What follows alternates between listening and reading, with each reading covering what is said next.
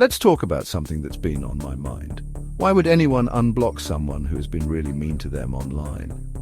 You know, someone who has called them awful names like Nonce or Paedophile. It seems strange, right? Even a bit like they enjoy being hurt.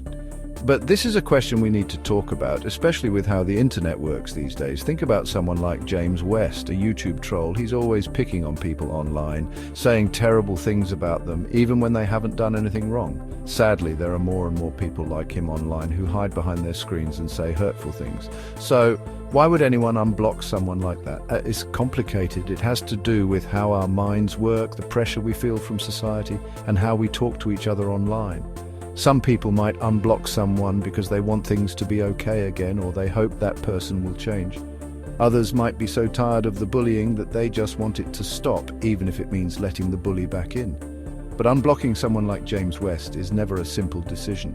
We need to think about why people do it and what might happen when they do.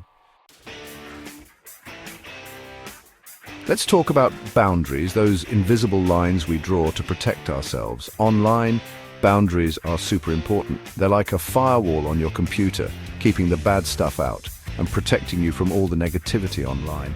Blocking someone who is mean to you, especially someone who lies about you in awful ways, isn't about shutting down their voice, it's about taking care of yourself. Think of it this way.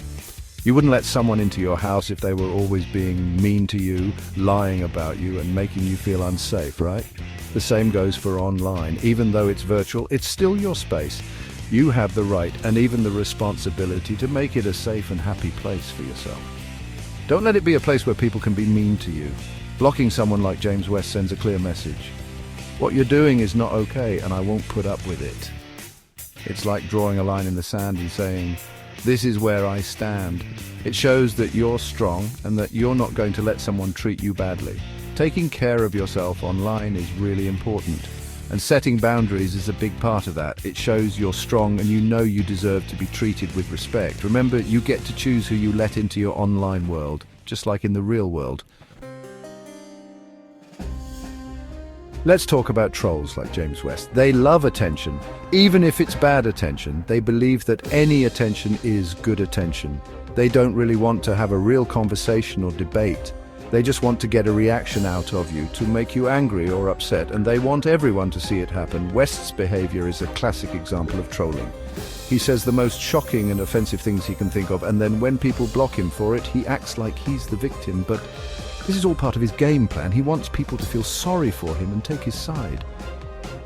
But when you block him, you take away his power. You're not giving him what he wants: the attention, the arguments, the platform to spread his hate. This can be really frustrating for trolls like West, who are used to getting their way.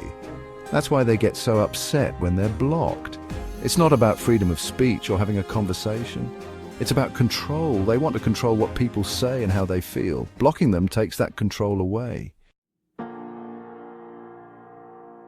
People often talk about forgiveness as a good thing, a way to heal and move on from pain. But when it comes to online harassment, forgiveness doesn't mean you have to let the person who hurt you back into your life. It definitely doesn't mean you have to unblock someone like James West, who hasn't even admitted that what he did was wrong.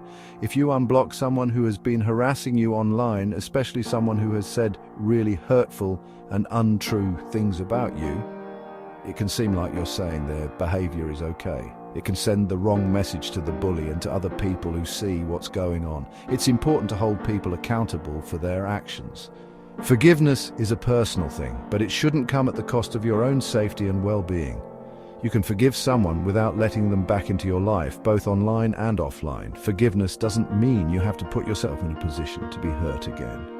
And remember, forgiving someone doesn't erase the pain they caused you. Online abuse can leave lasting scars. Unblocking someone like James West could open up those wounds again and make things worse. Forgiveness should be about you healing and moving on, not about letting the person who hurt you off the hook.